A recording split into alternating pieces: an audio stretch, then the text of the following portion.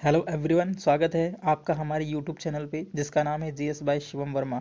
और हम लोग इसमें पढ़ रहे थे एसएससी जीडी कांस्टेबल 2022 के लिए प्रैक्टिस सेट, जिसमें 10 महत्वपूर्ण जीएस के प्रश्नों को शामिल किया जाता है। तो उसी श्रृंखला को हम लोग आगे बढ़ाएंगे और आज देखेंगे 10 बहुत ही ज़रूरी, बहुत ही इंपॉर्टेंट क्वेश्चन। ठीक है, तो अगर आप लोग चैनल पे नए हैं तो चैनल को सब्सक्राइब कर लीजिए, और वीडियो पे नए हैं तो वीडियो को ज़्यादा से ज़्यादा शेयर करने की कोशिश करें। अगर आप लोग एक भी लड़के को शेयर करते हैं तो भी बहुत आपका शुक्रिया तहे दिल से। तो चलिए शुरू करते हैं आज की क्लास को बिना टाइम वेस्ट किए हुए। देखिए, उसके पहले हम लोग एक मोटिवेशन स्टेटस पढ़ेंगे।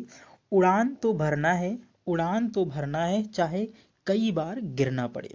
अगर आप लोग जैसे देखा होगा, छोटा बच्चा होता है, वो चलने की कोशिश करता है तो चलने से पहले ही वो बहुत बार गिरता है फिर संभलता है, गिरता है फिर संभलता है, लेकिन वो कुछ समय बाद अपने आप से चलने लगता है। ठीक है, वैसे ही हमको अगर उड़ान भरनी है तो कई बार गिरना पड़े, लेकिन सपनों को पूरा करना है, सपनों को पूरा करना है, चाहे खुद से भी लड़ना पड़े।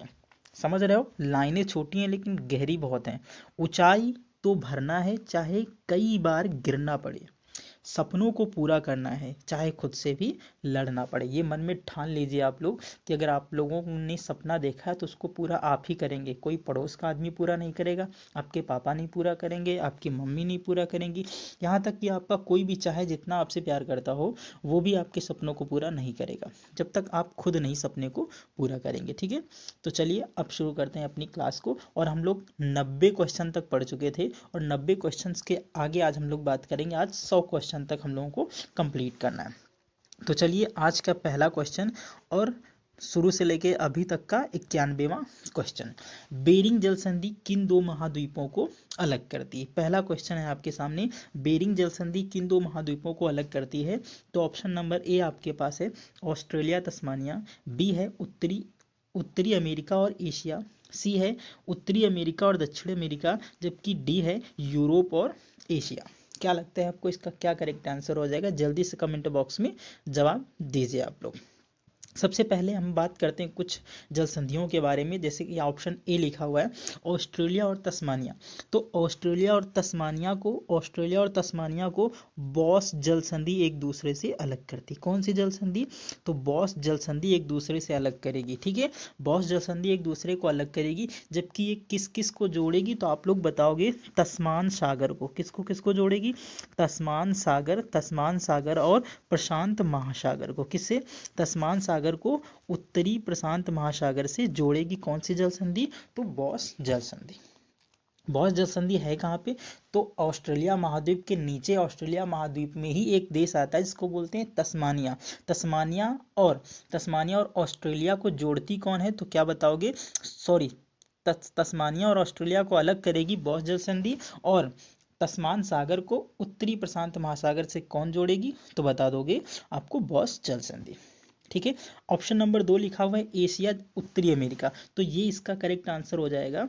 उत्तरी अमेरिका और एशिया को कौन सी जल संधि अलग करती है? तो क्या बता दोगे?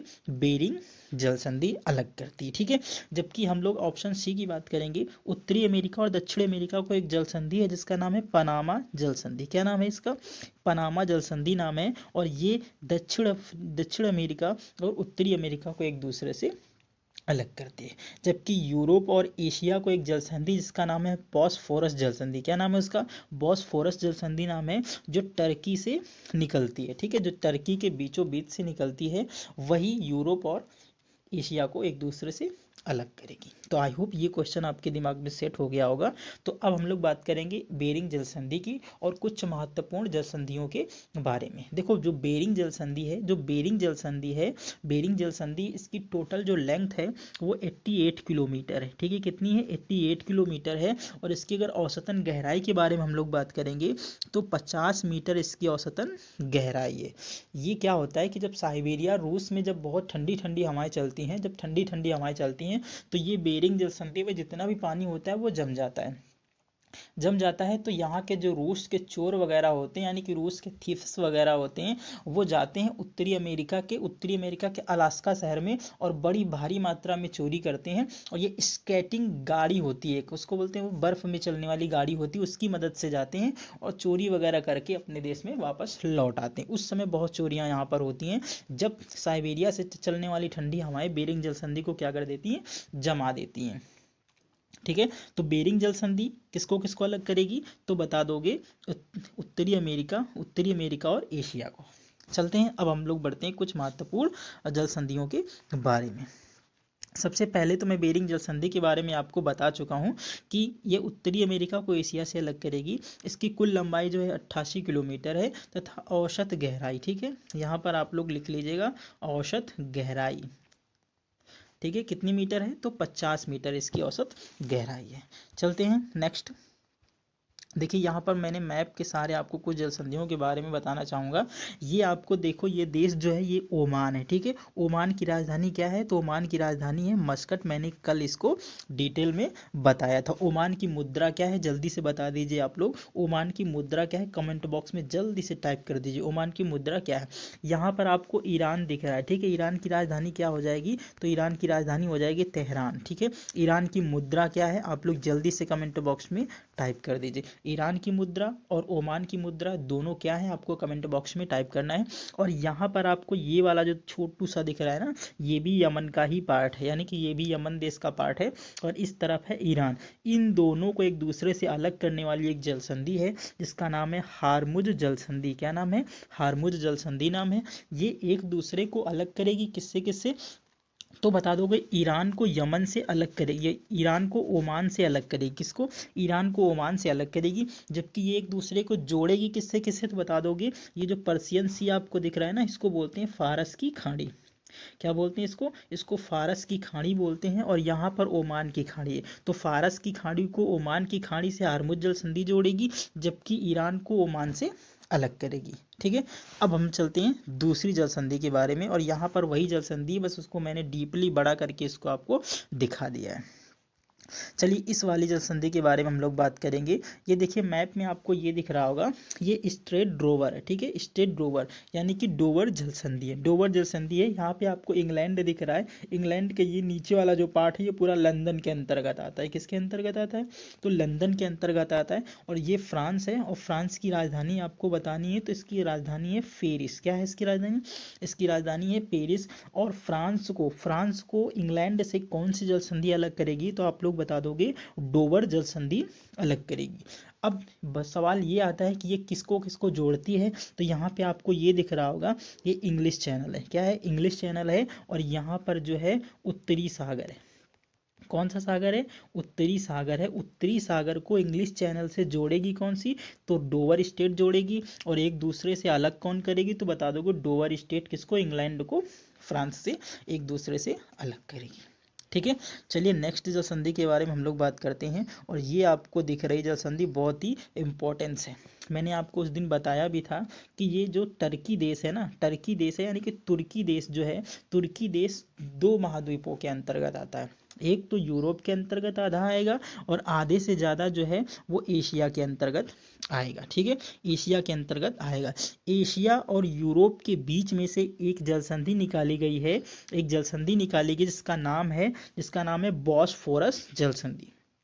क्या नाम है, इसका नाम है बॉस्फोरस जल संधि, बॉस्फोरस जल संधि। और ये किसको किसको जोड़ेगी, तो यहाँ पर ये आपको ब्लैक सी दिख रहा होगा, यानी कि ये काला सागर है। कौन सा सागर है, तो ये काला सागर है। और यहाँ पर नीचे आपको दिख रहा होगा ये मरमरा सागर है। कौन सा है, ये मरमरा सागर है। तो काला सागर को मरमरा सागर से एक दूसरे से जोड़ने वाली जल संधि का नाम है बॉस्फोरस जल संधि। जबकि एशिया को यूरोप से भी कौन अलग करेगी, तो बॉस्फोरस जल संधि। तुर्की को तुर्की से ही अलग कर देगी कौन सी जल संधि, तो बॉस्फोरस जल संधि। ठीक है, तो चलिए अब हम लोग बढ़ते हैं क्वेश्चन नंबर नेक्स्ट की तरफ। देखिए क्वेश्चन नंबर नेक्स्ट आपके स्क्रीन के सामने है, जल्दी से पढ़िए और जवाब देने की कोशिश करिए।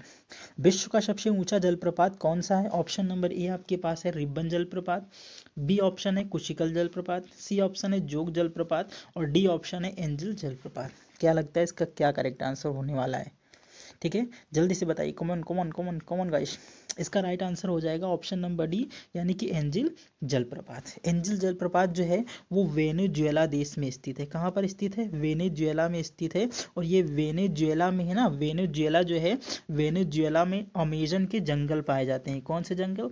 अमेजन के जंगल पाए जाते हैं। इन्हें पृथ्वी के फेफड़े के नाम से जानते हैं, पृथ्वी के फेफड़े के नाम से जानते हैं। और सबसे ज़्यादा बायोडाइवर्सिटी कहाँ पर पाई जाएगी? तो सबसे ज़्यादा वेनेजुएला में ही पाई जाएगी, यानी कि अमेजन के जंगल में। अमेजन के जंगल में यहीं पर सबसे बड़ा, विश्व का सबसे बड़ा जलप्रपात स्थित है, जिसका नाम है एंजिल जलप्रपात। ये किस नदी पर बना है इसको मैं डिटेल में बताने की कोशिश करता हूँ आपसे। चलिए दूसरा पेज ले लेते हैं हम लोग।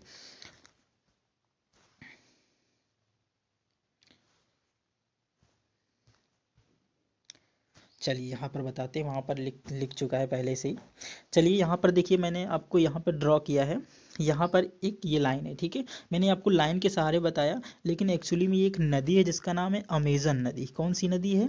ये अमेजन नदी है, ठीक है, अमेजन नदी है। और ये विश्व की, आप लोग बताइएगा, विश्व की सबसे बड़ी नदी है या फिर विश्व की सबसे गहरी नदी है? जल्दी से बताइए कमेंट बॉक्स में।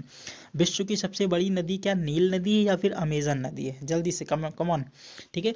तो विश्व की सबसे लंबी नदी तो नील नदी है, लेकिन विश्व की सबसे गहरी नदी जो है वो अमेजन नदी है। कौन सी नदी है? अमेजन नदी है। और अमेजन की एक सहायक नदी है जिसका नाम है ओरिनको नदी। क्या नाम है इसका? ओरिनको नदी।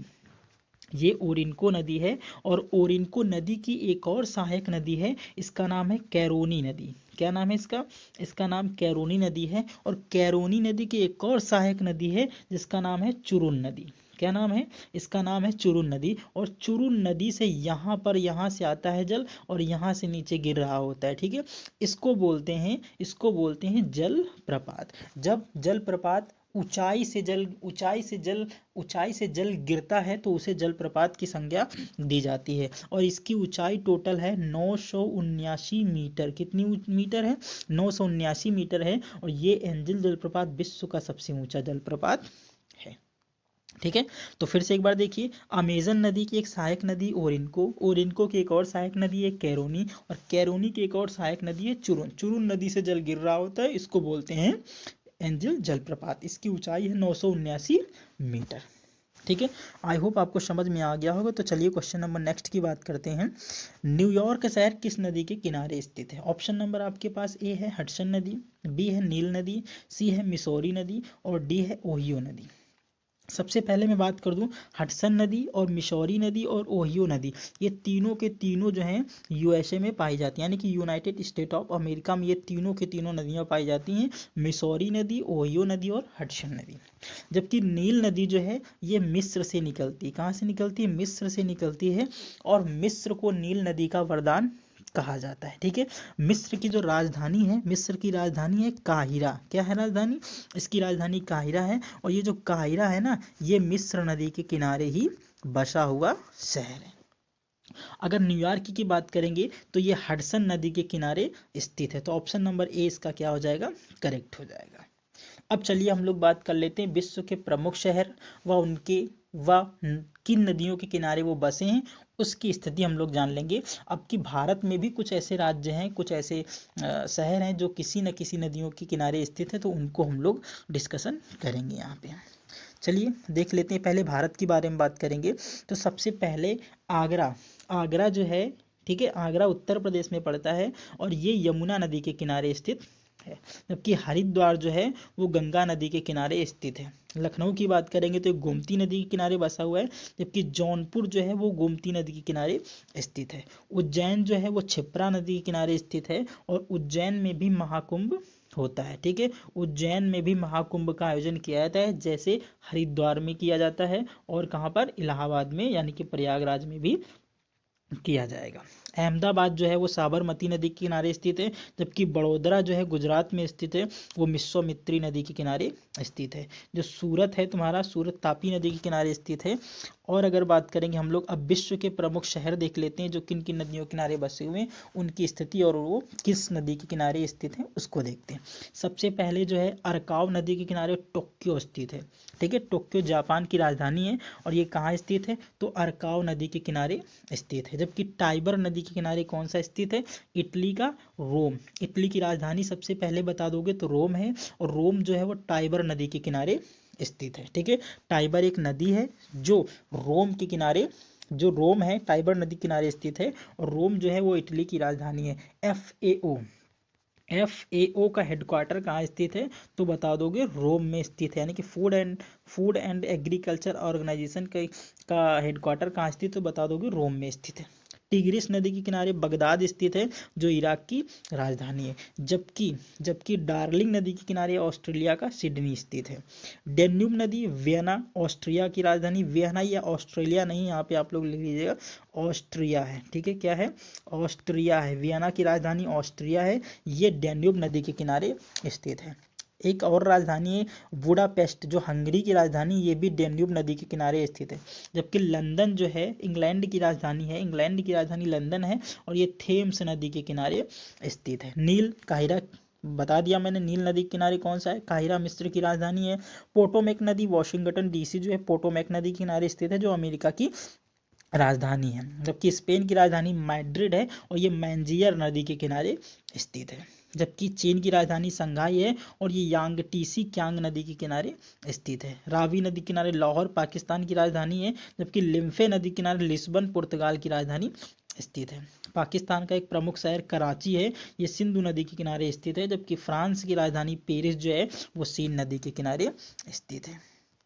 अब चलिए हम लोग बात करते हैं क्वेश्चन नंबर नेक्स्ट की, और आई होप आप लोगों को अभी तक समझ में आ गया होगा। ठीक है, और अगर अभी तक आप क्वेश्चन में बने हुए हैं तो आई होप आपने वीडियो को लाइक कर दिया होगा और जल्दी जल्दी से शेयर कर दीजिए प्रश्न को। ठीक है, तो अब चलते हैं हम लोग नेक्स्ट प्रश्न की। 1921 में मोपला विद्रोह कहाँ हुआ था। मोपला विद्रोह जो है ये एक केरल में जो है, केरल में जो मुस्लिम समुदाय है उनके द्वारा किया गया एक ये युद्ध था, और इसमें अंग्रेजों के साथ साथ ही जनसाधारण लोग भी बहुत बुरी तरह से मारे गए थे। ठीक है, और बाद में इसको राष्ट्रीय आंदोलन की संज्ञा दे दी जाती है क्योंकि 1922 में असहयोग आंदोलन चल रहा था। ठीक है, उसी को क्या कर दिया जाता है, उसी की संज्ञा दे दी जाती है। जबकि ये जो है ये मोपला विद्रोह जो था वो एक विशेष समुदाय के द्वारा इसका अंजाम दिया गया था जो मुस्लिम समुदाय था। मोपला विद्रोह कहाँ हुआ था, तो आप लोग बताओगे ऑप्शन नंबर ए, केरल से संबंधित है मोपला विद्रोह। जबकि संथाल विद्रोह बंगाल से संबंधित है। चलिए इसके बारे में देख लेते हैं हम लोग। मोपला विद्रोह केरल के मोपला किसानों के द्वारा किया गया था। केरल में जो मोपला किसान थे उनके द्वारा किया गया था। यानी 20 अगस्त 1921 में अंग्रेजों के पुलिस थाने को जलाने से शुरू होकर जिंदा जलाने, सैकड़ों नागरिकों को जबरन कर देने से इनकार करते हुए मालाबार की धरती को जमींदारों के रक्त से लाल कर दिया गया था। इस नरसंहार को कुछ मार्क्सवादी इतिहासकार मोपला विद्रोह भी कहते हैं और भारतीय स्वतंत्रता आंदोलन की भी संज्ञा देते हैं। जबकि यह एक पहले से प्रायोजित योजना थी जो अंग्रेजों के खिलाफ संघर्ष था। मैंने आपको बताया इसमें अंग्रेजों के साथ साथ भारत के बहुत से उच्च वर्ग यानी कि उस समय जो जमींदार लोग थे वो भी इसमें मारे गए थे, और ये बहुत ही ऐसे कह सकते हैं ये हिंसावादी घटना थी। चलिए अब हम लोग बात करते हैं क्वेश्चन नंबर नेक्स्ट की, और देख लेते हैं क्वेश्चन नंबर 95। 1931 में कानपुर में हुए सांप्रदायिक दंगों में शांत कराने के दौरान किस प्रमुख नेता की मृत्यु हो गई थी, तो ऑप्शन नंबर ए आपके पास है नाना साहब और तात्या टोपे। देखो ये जो है ना ये तो 1931 तक रहेंगे ही नहीं। आपको पता है ना कि 1857 में जब भारत की क्रांति हुई थी तो ये कानपुर से दोनों के दोनों लड़े थे। ठीक है, तो 1857 से 1931 तक तो ये जिएंगे नहीं, इसका मतलब ए और बी ऑप्शन को काट दीजिए। चंद्रशेखर आजाद क्या 1931 में, हाँ भैया इनका रख सकते हैं, और गणेश शंकर विद्यार्थी इनको भी रख सकते हैं। ठीक है, तो इन दोनों में से कोई एक ऑप्शन आपको चूज करना है, जिसका right answer option number C है गणेश शंकर विद्यार्थी। कानपुर में जब हिंदू मुस्लिम के दंगे हुए थे उन दंगाग्रस्त क्षेत्रों में जाते हैं गणेश शंकर विद्यार्थी और उन दोनों को समझाने की कोशिश करते हैं, लेकिन बीच में फंस के बेचारे गणेश शंकर विद्यार्थी की क्या हो जाती है, मृत्यु हो जाती है, और इनकी मृत्यु के बाद दोनों में क्या होता है, शांति समझौता हो जाता है, यानी कि हिंदू और मुस्लिमों में इनकी मृत्यु के बाद शांति होती है। क्या फायदा ऐसी शांति की जब लोगों की जान ले ले। चलिए देख लेते हैं। 1931 में कानपुर में सांप्रदायिक दंगे हुए। राष्ट्रीय आंदोलन के एक प्रमुख नेता गणेश शंकर विद्यार्थी शांति स्थापित कराने के लिए दंगाग्रस्त क्षेत्र में गए, परंतु उन दंगों के दौरान हिंदू मुस्लिम एकता के लिए वो शहीद हो गए। चलिए क्वेश्चन नंबर नेक्स्ट की बात करते हैं। पहले मुस्लिम नेता जिन्हें स्वतंत्रता संघर्ष के लिए फांसी दे दी गई थी कौन थे? रहमत अली। क्या इन्हें फांसी दी गई थी? नहीं बाबा, ये तो गलत है भैया। मोहम्मद अली जिन्ना, इन्हें फांसी दे दी गई? नहीं, ये दोनों के दोनों पाकिस्तान की रट लगा लेंगे। और रहमत अली और मोहम्मद अली जिन्ना, ये जो है ये पहला गवर्नर बनता है पाकिस्तान का, जबकि रहमत अली जो है ये भी पाकिस्तान का प्रमुख नेता था। अशफाक उल्ला खां या फिर खान अब्दुल गफ्फार खां, तो इसका राइट आंसर हो जाएगा option number C, Ashfaq Ulla Khan. Khan Abdul Ghaffar Khan जो थे, इन्हें सीमांत गांधी के नाम से जाना जाता है। सीमांत गांधी के नाम से किसे जाना जाएगा? तो खान अब्दुल गफ्फार खां। ये भारत रत्न पाने वाले पहले विदेशी नागरिक थे। यानी कि भारत रत्न किस पहले विदेशी को दिया गया था? तो खान अब्दुल गफ्फार खान थे। ये लाल कुर्ता आंदोलन जो है इन्हीं के द्वारा चलाया गया था। लाल कुर्ता आंदोलन इन्हीं के द्वारा चलाया गया था। किसके द्वारा? इन्हीं के द्वारा 1930 में, जब सविनय अवज्ञा आंदोलन की शुरुआत की गई थी। ठीक है, चलिए अब क्वेश्चन नंबर नेक्स्ट की बात करते हैं और देख लीजिए। पहले हम लोग इसके अशफाक उल्ला खां के बारे में हम थोड़ा देखते हैं, इनको कैसे फांसी हुई थी और घटना क्या थी और इन्होंने किसको अंजाम दिया था। ये जो पेपर है आपके पास, ये पहले का पेपर है, यानी कि 1925 का पेपर है। 9 अगस्त 1925 को शाहजहां से लखनऊ जा रही 8 नंबर डाउन ट्रेन को लूटा गया था। किसके द्वारा? तो अशफाक उल्ला खां, राम प्रसाद बिस्मिल, रोशन सिंह व राजेंद्र लाहिड़ी के द्वारा क्या किया गया था? शाहजहां से लखनऊ जाने वाली ट्रेन को लूट लिया गया था और इसमें कुल 46,000 रुपए लूटे गए थे। और जबकि इसमें हथियार भी बहुत मात्रा में भारतीयों ने लूटे थे। पहले इसको कहते थे काकोरी हत्याकांड, लेकिन योगी सरकार ने इसका नाम बदल के काकोरी ट्रेन एक्शन कर दिया। क्या कर दिया? काकोरी ट्रेन एक्शन इसका नाम कर दिया। यानी कि कब हुई थी? तो 1925 में हुई थी। 1925 में हुई थी। और इनमें से किसको किसको फांसी दे दी गई थी तो मैं उसके बारे में बता दूं। राम प्रसाद बिस्मिल को फांसी दे दी गई, अशफाक उल्ला खां को फांसी दे दी गई, जबकि रोशन सिंह व राजेंद्र नाथ लाहिड़ी 4 लोगों को इसमें फांसी हो गई थी। जबकि कुछ लोग ऐसे थे जिन्हें काला पानी की सजा हुई थी। काला पानी की सजा हुई थी सचिंद्र बख्शी और सचिंद्र सान्याल। 2 व्यक्ति थे जिनका नाम सचिंद्र सान्याल था और दूसरा था सचिंद्र बख्शी। इन दोनों को क्या हुई थी? काला पानी की सजा हुई थी। जबकि इनमें से 4 साल से 14 साल तक कैद हुए थे जो बाकी क्रांतिकारी बचे हुए थे। ठीक है, जो बाकी क्रांतिकारी थे उन्हें 4 साल से लेकर 14 साल तक सजा हुई थी। जबकि 4 लोगों को फांसी दी गई थी, राम प्रसाद बिस्मिल, अशफाक उल्ला खां, रोशन सिंह व राजेंद्र नाथ लाहिड़ी। ठीक है, राम प्रसाद बिस्मिल, ठीक है, राम प्रसाद बिस्मिल ही बहुत ही ऐसे व्यक्ति थे जो अपने कर्तव्य के लिए जाने जाते हैं। इन्होंने एक प्रसिद्ध नारा लिखा था, सरफरोशी की तमन्ना अब हमारे दिल में है, देखना है जोर कितना बाजुए कातिल में। तो ऐसे राम प्रसाद बिस्मिल को हमारा सत सत नमन। और आप लोग भी अगर जज्बा है कुछ करने का तो आप लोग भी अगर मन में ठाने हुए हैं तो वो आप लोग करेंगे जरूर, ये मेरा विश्वास है आपसे। अब देखिए काकोरी ट्रेन एक्शन भारतीय स्वतंत्रता संग्राम के क्रांतिकारियों द्वारा ब्रिटिश राज के विरुद्ध भयंकर युद्ध छेड़ने की इच्छा से हथियार खरीदने के लिए ब्रिटिश सरकार का ही खजाना लूट लेने की एक ऐतिहासिक घटना थी जो 9 अगस्त 1925 को घटी थी। इस ट्रेन डकैती में जर्मनी के बने 4 माउजर पिस्तौल काम में लाए गए थे। नेक्स्ट अगर हम लोग बात करेंगे अशफाक उल्ला खां के बारे में, तो अशफाक उल्ला खां स्वतंत्रता आंदोलन के स्वतंत्रता सेनानी थे। इनका जन्म जो है 22 अक्टूबर 1900 को हुआ था शाहजहांपुर में। शाहजहांपुर जो है ये उत्तर प्रदेश में स्थित है। उत्तर प्रदेश में शाहजहांपुर स्थित है। और इनकी मृत्यु जो है 1927 में हुई थी, यानी कि 9 अगस्त 1925 को ये घटना को अंजाम देंगे। और 1927 में 2 साल के बाद इन्हें क्या दे दी जाएगी?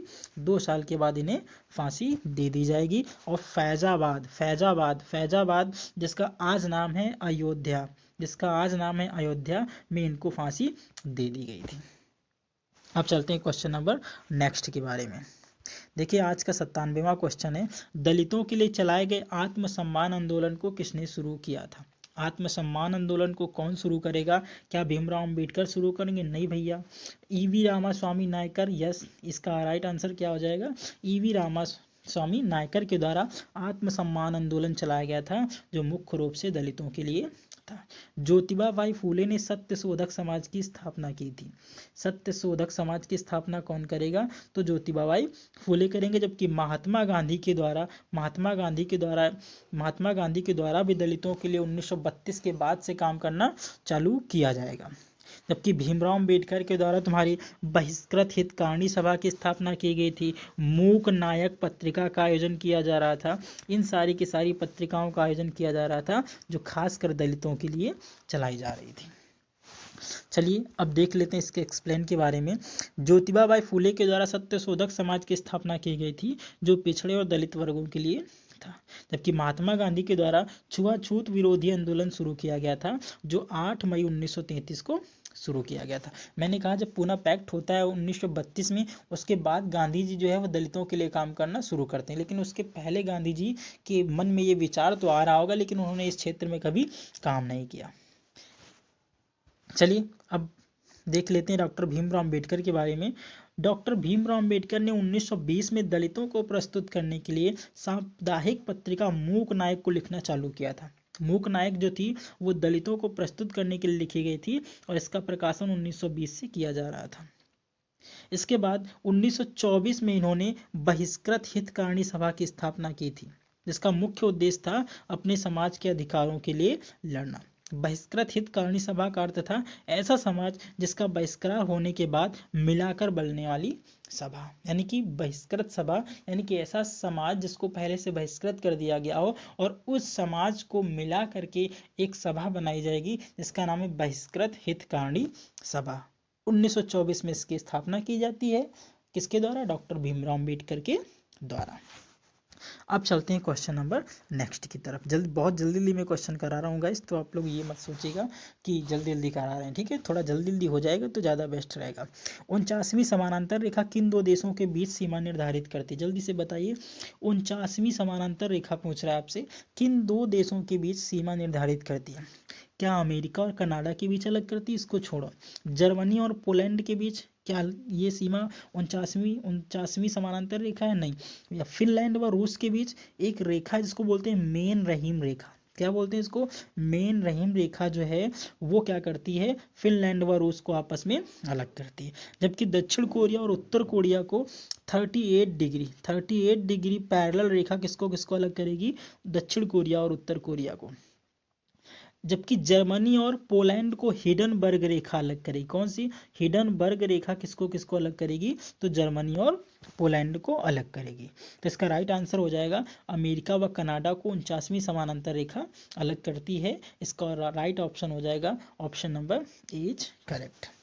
चलिए देख लेते हैं क्वेश्चन नंबर नेक्स्ट के बारे में। अब देख लेते हैं कुछ महत्वपूर्ण देश व उनसे संबंधित सीमाएं रेखाएं। सबसे पहली देख लेते हैं मैकमोहन रेखा जो है ये भारत और चीन को एक दूसरे से अलग करती है। जबकि हिडनबर्ग रेखा मैंने आपको बता दिया जर्मनी एवं पोलैंड के बीच सीमा रेखा बनाती है। मैगिनॉट रेखा जो है वो जर्मनी एवं फ्रांस के बीच रेखा बनाएगी। जबकि मेन रहीम रेखा जो है रूस एवं फिनलैंड के बीच सीमा निर्धारित करती है। चलिए रेड क्लिफ रेखा जो है वो भारत और पाकिस्तान को एक दूसरे से अलग करेगी, यानी कि रेड क्लिफ रेखा। पहले रेड क्लिफ रेखा जो दो जगह थी, एक तो भारत और पाकिस्तान को अलग करती थी और एक जो पूर्वी पाकिस्तान था यानी कि अब का बांग्लादेश, उसको भी रेड क्लिफ रेखा कहा जाता था। लेकिन हम लोगों ने उस वाली रेखा का नाम बदल दिया और उसका नाम रखा 3 बीघा कॉरिडोर। 3 बीघा कॉरिडोर। और भारत का 100वां संविधान संशोधन जो है वो 3 बीघा कॉरिडोर से संबंधित है। अब चल देखते हैं कुछ और सीमाएं रेखाएं। 38 यानी कि 38वीं समानांतर रेखा किसको अलग करेगी? तो उत्तरी कोरिया दक्षिण कोरिया को 38वीं समानांतर रेखा अलग करेगी। जबकि 49वीं समानांतर रेखा मैंने बता दिया यूएसए और कनाडा को एक दूसरे से अलग करती। ड्यूरंड रेखा जो है, ड्यूरंड रेखा पाकिस्तान एवं अफगानिस्तान को अलग करेगी। जबकि मैजिनो रेखा जर्मनी और फ्रांस के बीच सीमा रेखा निर्धारित करती है। सिगफ्रिड रेखा जर्मनी एवं फ्रांस के बीच, जबकि ऑर्डरनेसी रेखा जो है जर्मनी एवं पोलैंड के बीच सीमा निर्धारित करती है। 17वीं अक्षांश अक्षांश रेखा जो है वो उत्तर वियतनाम एवं दक्षिण वियतनाम को एक दूसरे से अलग करती है। ठीक है, तो बहुत सारी संधियों के बारे में भी हमने देख लिया। अब चलते हैं क्वेश्चन नंबर नेक्स्ट, यानी कि आज का आखिरी क्वेश्चन, और पूरा का पूरा ऑल ओवर क्वेश्चंस की बात करेंगे तो 100वां क्वेश्चंस। निम्नलिखित में से किस मुगल सम्राट को हिंदी गीतों की रचना का श्रेय जाता है? क्या बाबर को जाता है, या अकबर को, या जहांगीर को, या फिर शाहजहां को? तो इसका राइट आंसर हो जाएगा जहांगीर। जहांगीर जो है हिंदी गाने बहुत लिखता था ये। बाबर की बात करोगे तो बाबर ने एक पुस्तक लिखी थी जिसका नाम था बाबरनामा। ठीक है, बाबरनामा को खुद बाबर के द्वारा लिखा गया था, और बाबर ने इसे तुर्की भाषा में लिखा था। किस भाषा में लिखा था? तो तुर्की भाषा में बाबर ने इसको लिखा था। इसके बारे में अगर बात करें अकबर की एक बायोग्राफी थी जिसका नाम था अकबरनामा। क्या नाम था इसका? इसका नाम था अकबरनामा। और ये अकबरनामा जो है ये अबुल फजल के द्वारा लिखी गई थी। किसके द्वारा? तो अबुल फजल के द्वारा लिखी गई थी। और ये अबुल फजल जो थे वो फैजी के भाई थे, और ये फैजी और अबुल फजल दोनों के दोनों जो थे वो अकबर के 9 रत्नों में शामिल थे। जहांगीर की बात करोगे तो तुजुक ए जहांगीर जो है, तुजुक ए जहांगीर के द्वारा खुद लिखी जाएगी, और ये इनकी ऑटोबायोग्राफी थी जो जहांगीर के द्वारा खुद लिखी जाएगी। जबकि शाहजहां को आप लोग सब जानते हो, ताजमहल बनाने का श्रेय इन्हीं को जाता है, यानी कि शाहजहां ने बहुत सारी बिल्डिंगों का निर्माण कराया। और मैंने शाहजहां के बारे में सारी की सारी ट्रिक से आपको बताए थे, कौन कौन से भवनों का, कौन कौन से ऐतिहासिक पर्यटक स्थलों का इन्होंने निर्माण करवाया, वो सारे के सारे मैंने दे दिए थे आपको सेपरेट वीडियो में। अगर आप लोगों ने वो वीडियो नहीं देखा है तो आप लोग प्ले लिस्ट में जाइए और उसका वीडियो देखिए जाके। चलिए हम लोग बात करेंगे इसके जहांगीर कौन थे। तो सबसे पहले आपको बता दें कि जो जहांगीर थे वो अकबर के ज्येष्ठ पुत्र थे। अकबर के सबसे बड़े पुत्र का नाम था जहांगीर, और मुराद और दानियल उनके छोटे भाई थे। यानी कि अकबर के 3, एक तो मुराद और दूसरा दानियल, और सबसे बड़ा बेटा था जहांगीर। मुराद और दानियल पिता के जीवन में ही शराब पीने की वजह से मर चुके थे। जहांगीर का प्रथम विवाह जो है 1585 ईस्वी में हुआ था, जो मानबाई से, इनका नाम क्या था, इनकी बीवी का मानबाई था, जो आमेर के राजा भगवान दास की पुत्री व मान सिंह की बहन थी। इसके बाद इनका दूसरा विवाह मारवाड़ के राजा उदय सिंह की पुत्री जगत गोसाई से हुआ था। जगत गोसाई के साथ इनके अफेयर के चर्चे बहुत ही प्रसिद्ध हैं। जन्म की तारीख जो है 30 अगस्त 1569 को फतेहपुर सीकरी में हुआ था। आप लोगों से जवाब है, फतेहपुर सीकरी का निर्माण किसने करवाया था? जल्दी से कमेंट बॉक्स में टाइप करिए कि फतेहपुर सीकरी का निर्माण किसने करवाया था। मृत्यु की जगह और तारीख बता दें तो 28 अक्टूबर 1627 को इनकी मृत्यु हो जाती राजौरी में। ठीक है, तो आज का वीडियो यहीं तक। आपको आज का वीडियो कैसा लगा आप लोग कमेंट बॉक्स में टाइप कर दीजिए, और अगर आपने अभी तक वीडियो को लाइक नहीं किया तो जल्दी से लाइक करिए यार, और वीडियो को ज़्यादा से ज़्यादा शेयर करिए। ठीक है, तो मिलते हैं नेक्स्ट वीडियो के साथ नेक्स्ट दिन। तब तक के लिए बाय, टेक केयर, जय हिंद।